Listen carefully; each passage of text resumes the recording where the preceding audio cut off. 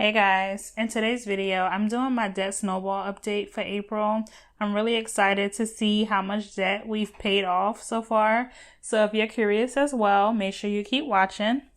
But if you're new here, welcome. My name is OZELLA and my channel focuses on all things related to being more intentional with money. As you can tell right now, me and my husband are on a debt-free journey. So I'm pretty much documenting my debt-free journey on my channel. So if you want to stick around and support us, make sure you hit that subscribe button, hit the bell so you're notified every time I upload a new video. If you are a returning subscriber, thank you so much for your support as well. I'm so grateful and blessed to have you all holding me accountable and helping us actually make moves in our debt-free journey. I'm going to be using my March tracker to update my beginning balances for my April numbers. And then also these debt trackers that you see, I did create them myself. And I do have them in my new Etsy shop. So if you want to support me, I appreciate you and thank you so much. But without further ado, let me get to it. The first thing I'm going to do is just jot down a few things that occurred in April as far as our debt-free journey is concerned. And so pretty much the progress that we made in April, I want to write down where the money came from. I want to track throughout the months where exactly we're getting the money to pay our debt down. So I'm just going to write a little note here.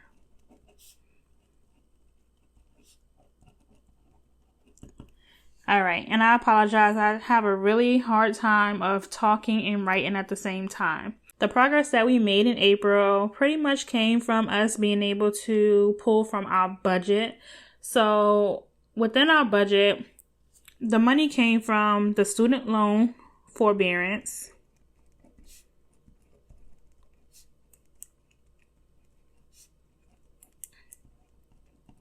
I think I spelled that right, but if not, forgive me. As you know, with the new, what is it called? The CARES Act. I'm not sure exactly what it's called, but our student loans are on forbearance until the end of September, and it is at a 0% interest rate. I know I had one of my subscribers telling me to look into it because typically they'll tack everything on at the end, but I think because the president made it an actual act, they're not allowed to do that. So it should not be accruing interest. I will keep an eye on it. And, but for right now, I feel like the best thing for me to do is to not make any payments towards the student loans and instead add that to my debt snowball so I can pay off a few debts and increase my debt snowball by the time it's time to start paying these loans back. Some of the funds also came from IRS. I had a monthly payment plan for them, but for 2019, we don't have to be on a payment plan to pay what we owe for the taxes. So I will no longer have that line item. So going forward, that IRS money is going to be included in my debt snowball anyway. And then I actually did a little bit of DoorDash. So if you haven't seen my video, I did do a video sharing with you all some side hustles that you can do on your debt-free journey to help you get out of debt even faster. And my number one choice was DoorDash. I absolutely love it. And if circumstances were different right now, I probably would be doing a whole lot more. But I did do some DoorDash and that money went straight to my debt snowball. And then another thing that I wanted to make a note of is my Amazon, or not but my brother pays for Amazon Prime. But since one of my credit cards was attached to his Amazon Prime because I made a purchase on his account one time. And so they've been charging my credit card, $5.99. And so I finally removed that card. So I just want to make a note of that's what I did so I can keep an eye on it and make sure that I'm not getting charged anymore. Other than that, that is the only thing that I really have to make note of. So I'm just going to go straight into the numbers. And what I'm going to do is I'm just going to go ahead and write all the numbers out and then come back. I did go ahead and type all of my debts out in essence to try to save as much time as I could. But yeah, so I'm going to go ahead and write all the numbers out and I will come back and kind of walk you through everything.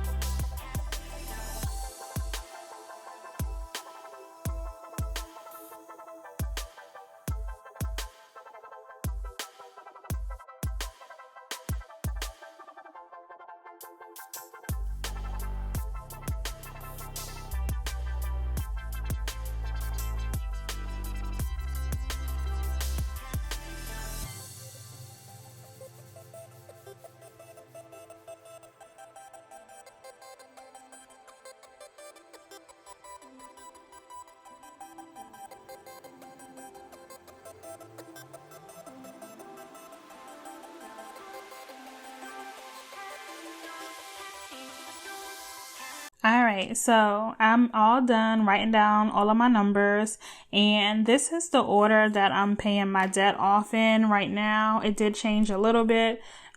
Pretty much the reason why I was starting with the 401k loans is because me and my husband planned on moving at the end of August. We were moving out of state.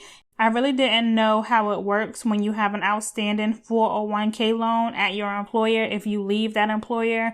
One of my subscribers did let me know that it wouldn't carry over with me necessarily, but I just want to go ahead and knock it out because we do plan on leaving at some point. I don't know when, since, this pandemic is going on, but I'm starting with these two, and then I'm pretty much moving into a debt snowball when it comes to all of my consumer debt. And then I have my student loans at the end. So let me just show you all of my student loans. These are all student loans down here. So pretty much working on this top half of my debt first. Initially, I was going to start with my husband's 401k loan because his is bigger. But I'm going to go ahead and work on mine. Mine is almost out the way. As you can see, we did make a debt snowball payment on this one. I normally pay, I believe, $102.66 on my 401k each month. And so we did make an extra payment. So that brought the balance down to $628.76. And if all goes well, we will be paying this one off by the end of May.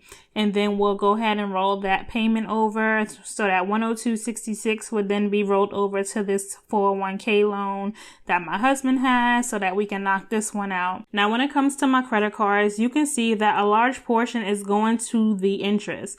So even though I'm making these large payments, or not really that large, but even though I'm making these payments here, most of it is going towards the interest. I did call and ask to get the interest rate reduced, which some of my creditors did reduce the interest rate and then others did not budge, which is fine. It's okay because I'm going to knock it out anyway.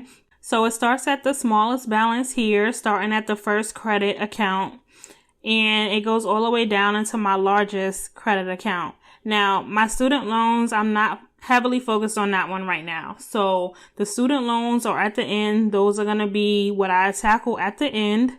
But it's going from smallest to largest. And then as I pay off each debt, the minimum payment that I was making towards that debt is going to get rolled over to the next debt.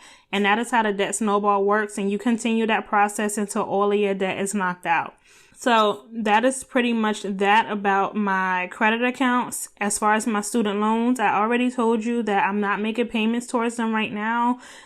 Sallie Mae is a private student loan, so that does not qualify for the CARES Act, where we don't have to pay on the student loans right now. So I am making a payment towards that one. Now, as far as my husband's student loans are with Nelnet, and I didn't know if his were federal or not. I know mine is federal, but I wasn't for sure. And it looks like Nelnet, they automatically stop the payments, but it looks like they're still charging interest on these loans. So what I'm going to do is track it for May and see if they are still charging interest. And if they are, I'm just going to go ahead and pay the interest on it each month so that we don't have a lot of interest stacked up on those loans come September. And again, I'm choosing to not pay these student loans right now because I can make more progress in my debt-free journey if I go ahead and knock out some of the other debts that I have to increase my debt snowball. I know some people might not agree, but everybody's finance journey is different. Everybody has to do what they feel is necessary within their own personal finances. But as you can see, my Fed loans here, I didn't make any payment and they did not charge me any interest on them. So they are the same as they were last month. All right, guys, before I begin, I do want to say Happy Nurses Week to all of my fellow nurses. And I thank all of you guys who are out on the front line, risking your lives every day, day in, day out, being as selfless as can be. I appreciate you. I'm sure the rest of the world does as well. Now, I just had to redo everything because I recorded this and messed up on one of my numbers. And if you mess up on one figure, then the rest of the whole numbers are skewed. So debt that we paid total this month was $2,038.26. We paid towards interest $643.36. As you can see, last month we did pay a little more interest.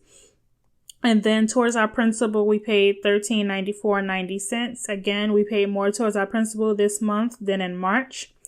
Our ending balance in March for our total debt that we had was $100,595.89. So again, that is what we started the month of April with. And then we ended the month of April with $99,299. So yes, guys, we can no longer say we have 6 figures worth of debt. We are now below 6 figures.